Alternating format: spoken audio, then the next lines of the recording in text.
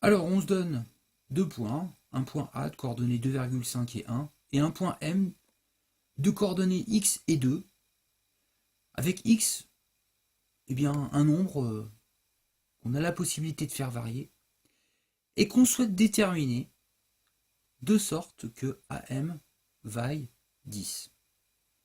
Alors, pour y voir plus clair, imaginons, voilà, on a notre repère, on a le point A de coordonnées 2,51, et puis le point M, il a toujours pour ordonnée 2. Bon, mais par contre, son abscisse, ben, vous voyez ici, son abscisse, on a dit que x est 15,6. Bon, eh bien, on a la possibilité, vous voyez, l'abscisse du point M, de le faire varier. Bon, donc là, ici, x, il vaut 8. X, il vaut 4. Et on voit que quand x, il varie, eh ben, la longueur entre M et A va pas être la même. Là, elle a une certaine longueur, bah tiens, oui. Mais on voit que là, la longueur, elle est beaucoup plus petite ici que là. Bon. Alors, cette longueur, on peut la calculer par GeoGebra. Et là, on voit ici qu'elle est dans les environs de 9, 8, elle passe à 1. Et nous, on voudrait savoir pour quel x elle vaut 10. Ah, on y était presque. Alors, on est dans les environs de 10 quand x, il est dans les moins 7,8. Bon, mais pas que. Ici aussi. Vous voyez, là, on est dans les...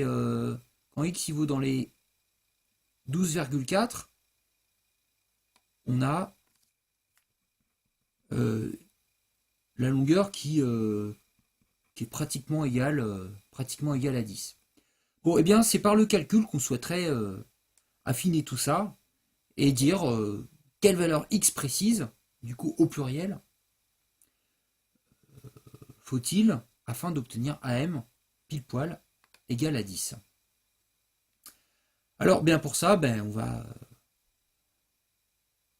on va déterminer la formule qui nous permet de calculer la longueur AM en fonction de x, en fonction du paramètre x. Alors, donc, AM, la longueur AM, on la veut égale à 10. Bon, mais cette longueur AM, c'est encore xm moins xa au carré, plus ym moins yk au carré, avec la racine carrée, comme ça. Alors, bon, ben, je remplace parce que je connais, puis après, je vais analyser tout ça. Donc, xm, bon, ben, c'est notre paramètre x qui varie. xa, c'est 2,5. Ym, c'est toujours égal à 2. Et ya, c'est égal à 1. On a ça. Et nous, ce qu'on veut, on veut trouver x pour que am soit égal à 10. Donc, d'une certaine manière, ben, c'est même pas d'une certaine manière, c'est on a une équation. On a une équation en x. Qui est plutôt moche, faut l'avouer. Il y a des racines, il y a des carrés. C'est un peu l'horreur. Bon alors, ben, on va résoudre cette équation en procédant par étapes. Alors déjà, la première chose, 2 moins 1 au carré, on va le simplifier. 2 moins 1, ça fait 1. 1 au carré, ça fait 1. Donc là, je répète le reste. Égale 10.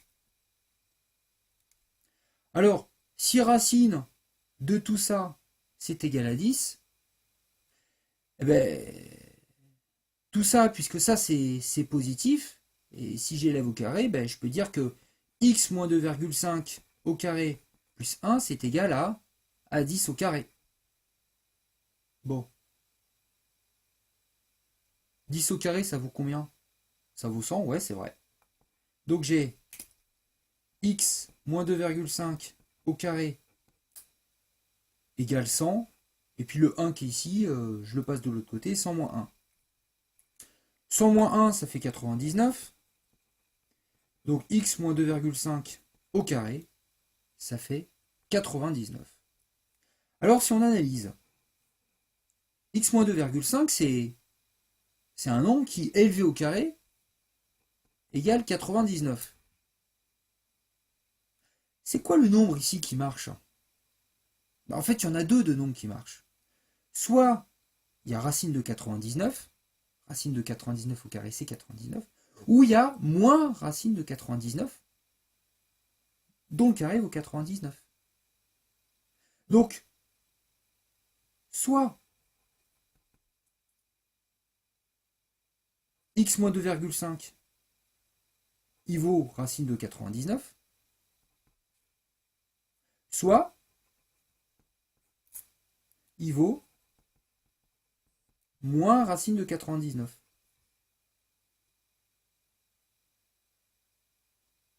Bon, ben là, après, je passe le 2,5 de l'autre côté, en additionnant 2,5 et 2,5, hein, pour ceux qui sont habitués à l'étape intermédiaire, donc ça fait racine de 99 plus 2,5. Ou x égale, le 2,5 je passe de l'autre côté, 2,5 moins racine de 99. Alors, ben voilà, on a deux calculs à faire. On prend la calculatrice. Bon, alors racine de 99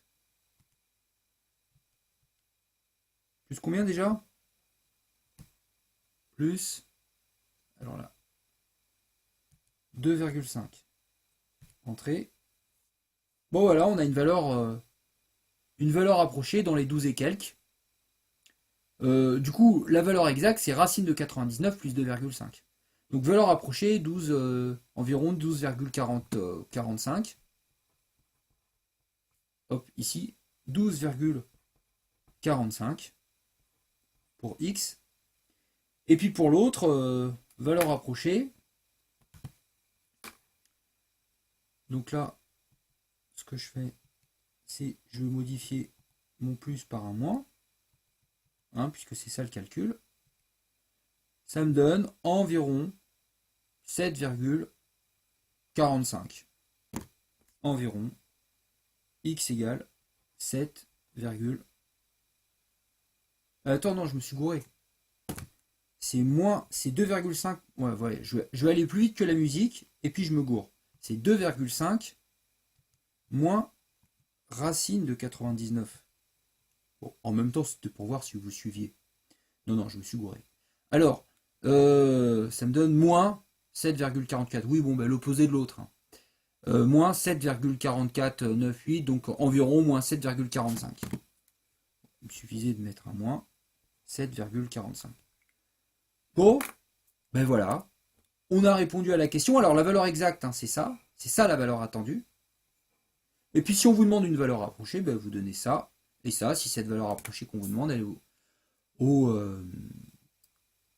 centième. Alors, juste pour en revenir à notre petite... alors, on retient un 12,45 moins 7,45. Donc là, 12,45. Bah, vous voyez, là, je suis à 9,95. Je suis pas très loin de 12,45 là. Alors 12,45 je peux pas là, il faudrait que le paille soit un petit peu plus...